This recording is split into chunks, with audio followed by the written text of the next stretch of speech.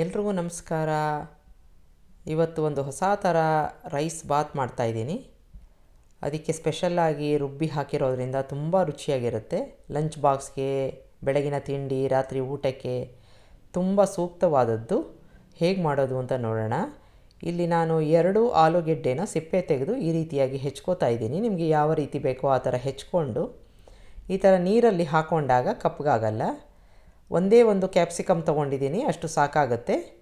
ಸುಮಾರಾಗಿ ದೊಡ್ಡದಾಗಿದೆ. ಅದರ ಬೀಜ ಎಲ್ಲ ತೆಕ್ಕೊಂಬಿಟ್ಟು ಅದೇ ರೀತಿಯಾಗಿ ಹೆಚ್ಕೊಂಡು ಇಟ್ಕೊಳ್ಳೋಣ. ನಿಮಗೆ ಇದ್ರ ಜೊತೆಗೆ ಇನ್ಯಾವುದಾದ್ರೂ ತರಕಾರಿ ಬೇಕು ಅಂತಂದರೆ ಹಾಕ್ಕೋಬೋದು. ಬಟಾಣಿ ಹಾಕ್ಕೋಬೋದು, ಇಲ್ಲ ಸ್ವೀಟ್ ಕಾರ್ನ್ ಹಾಕ್ಕೋಬೋದು. ಈಗ ಒಂದು ಮಸಾಲೆ ಹುರ್ಕೋತಾ ಇದ್ದೀನಿ. 1 ಸ್ಪೂನಷ್ಟು ಕೊತ್ತಂಬರಿ ಬೀಜ, ಅರ್ಧ ಸ್ಪೂನು ಜೀರಿಗೆ, ತುಂಬ ಕಡಿಮೆ ಪ್ರಮಾಣದಲ್ಲಿ ಕಾಳು ಮೆಣಸನ್ನು ಹಾಕ್ಕೊಂಡಿದ್ದೀನಿ, 1-2 ಇಂಚು ದಾಲ್ಚಿನ್ನಿ, 2 ಲವಂಗ. ಈ ಮಸಾಲೆ ಒಳ್ಳೆ ರುಚಿನ ಕೊಡುತ್ತೆ ನಮ್ಮ ರೈಸ್ ಬಾತ್ಗೆ. 3 ಬ್ಯಾಡಗಿ ಹಾಕ್ಕೊಂಡಿದ್ದೀನಿ, ಗುಂಟೂರು ಹಾಕ್ಕೊಂಡಿಲ್ಲ. ನಿಮಗೆ ಖಾರ ತುಂಬ ಬೇಕು ಅಂತಂದರೆ 1 ಅಥವಾ 2 ಹಾಕ್ಕೋಬೋದು. ಸಣ್ಣ ಊರಿನಲ್ಲಿ ಹುರ್ಕೋತಾ ಇದ್ದೀನಿ, ಒಳ್ಳೆ ಪರಿಮಳ ಬರ್ತಾ ಇರುತ್ತೆ.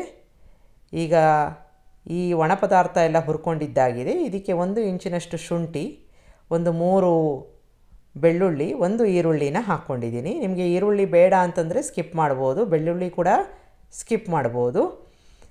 ಈಗ ಅದನ್ನು ಸೇರಿಸ್ಕೊಂಡು ಡ್ರೈ ರೋಸ್ಟ್ ಮಾಡ್ಕೋತಾ ಇದ್ದೀನಿ. ಎಣ್ಣೆ ಏನು ಹಾಕೋದು ಬೇಡ. ಒಂದೇ ಒಂದು ಏಲಕ್ಕಿ, ಸುಮಾರು 3 ಸ್ಪೂನ್ನಷ್ಟು ಕಾಯಿ ತುರಿ ಹಾಕ್ಕೋಬೇಕು. ಇದೆಲ್ಲ ಹುರಿದಿದ್ದಾದಮೇಲೆ ಕಾಯಿ ತುರಿ ಹಾಕ್ಕೊಂಡು ಚೆನ್ನಾಗಿ ಆ ಬಿಸಿಗೆ ಬಾಡಿಸ್ಕೊಂಡು ತೆಕ್ಕೊಂಡು ಇಟ್ಕೊಂಬಿಡೋಣ. ಆರದ ಮೇಲೆ ಇದನ್ನು ಮಿಕ್ಸಿ ಜಾರ್ಗೆ ಹಾಕ್ಕೊಂಡು ಒಂದು ಪೇಸ್ಟ್ ಥರ ಮಾಡ್ಕೋಬೇಕು. ನಿಮಗೆ ಹೊಸ ರುಚಿ ಬೇಕು ಅಂತಂದರೆ ಈ ಒಂದು ರೈಸ್ ಬಾತ್ನ ಟ್ರೈ ಮಾಡಿ ನೋಡಿ. ಈಗ ಆರಕ್ಕೆ ಬಿಟ್ಟಿದ್ದೀನಿ. ಒಂದು ಕುಕ್ಕರ್ಗೆ 2 ಟೇಬಲ್ ಸ್ಪೂನಷ್ಟು ಎಣ್ಣೆ ಹಾಕ್ಕೊಂಡಿದ್ದೀನಿ. ನಾವು ಈಗಾಗಲೇ ಹೆಚ್ಕೊಂಡಿದ್ವಲ್ಲ ಕ್ಯಾಪ್ಸಿಕಮ್ಮು ಮತ್ತು ಆಲೂಗೆಡ್ಡೆ, ಅದನ್ನು ಸ್ವಲ್ಪ ಎಣ್ಣೆಯಲ್ಲಿ ಬಾಡಿಸ್ಕೊಂಡು ತೆಕ್ಕೊಂಬಿಡೋಣ. ಹಾಗೇ ನೀರಿಗೆ ಹಾಕಿದ್ರೆ ತುಂಬ ಮೆತ್ತಗಾಗತ್ತೆ. ಕ್ಯಾಪ್ಸಿಕಮ್ ಅಂತೂ ತುಂಬ ಮೆತ್ತಗಾಗ್ಬಿಡುತ್ತೆ. ಹಾಗಾಗಿ ಒಂದು ಸ್ಟೆಪ್ಪು. ಈಗ ಎಣ್ಣೆಯಲ್ಲಿ ಬಾಡಿಸ್ಕೊಂಡಿದ್ದಾಗಿದೆ, ತೆಕ್ಕೋತಾ ಇದ್ದೀನಿ.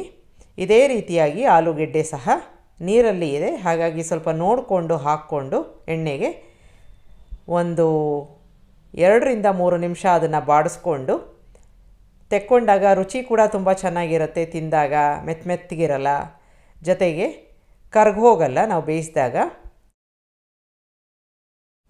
ಈಗ ನಾವು ಹುರ್ಕೊಂಡಿದ್ವಲ್ಲ ಒಂದು ಮಸಾಲೆ, ಅದು ತಣ್ಣಗಾಗಿದೆ. ಮಿಕ್ಸಿ ಜಾರ್ಗೆ ಹಾಕ್ಕೊಂಡು ಸ್ವಲ್ಪ ನೀರನ್ನು ಹಾಕ್ಕೊಂಡು ನುಣ್ಣಿಗೆ ರುಬ್ಕೋತಾ ಇದ್ದೀನಿ.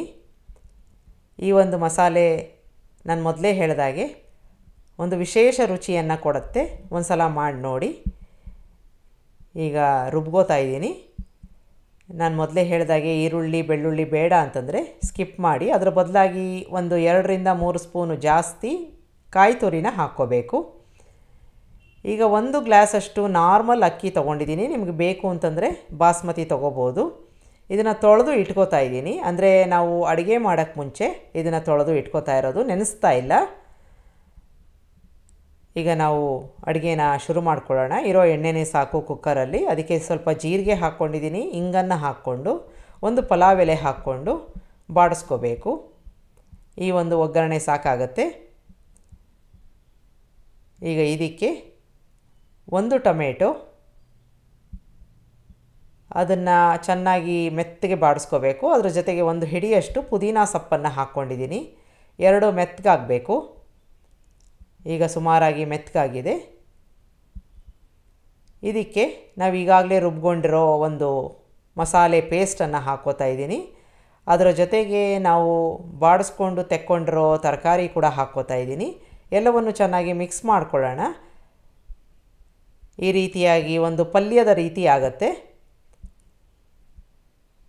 ನೀವು ಪಲ್ಯ ರೀತಿ ಬೇಕಾದರೂ ಇದನ್ನು ಉಪಯೋಗಿಸ್ಕೋಬೋದು, ತುಂಬ ರುಚಿಯಾಗಿರುತ್ತೆ. ಇದಕ್ಕೆ ಉಪ್ಪು ಹಾಕ್ಕೊಂಡು ಮಿಕ್ಸ್ ಮಾಡಿಕೊಂಡು ಬೇಯಿಸ್ಕೊಂಡ್ರೆ ಇದು ಒಂದು ಪಲ್ಯ ಆಗುತ್ತೆ.